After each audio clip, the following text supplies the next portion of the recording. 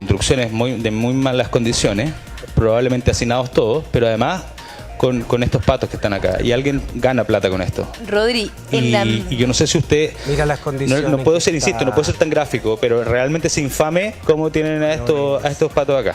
No, se le ven sus patitas, se le ven las alitas cortadas, se ve el agua que nos mostraste que nos dolió la guata, maltrato animal. En la misma posición que estás tú, así mismo con esos patos, me acuerdo de haber visto a la Delphi, pero con los cuy. En esa misma casa, en el antejardín, contaba ella que estaban los animales enjaulados, que era un lugar de 2 pisos. Entonces finalmente aquí le ven la cara a todas las autoridades, a todos nosotros, porque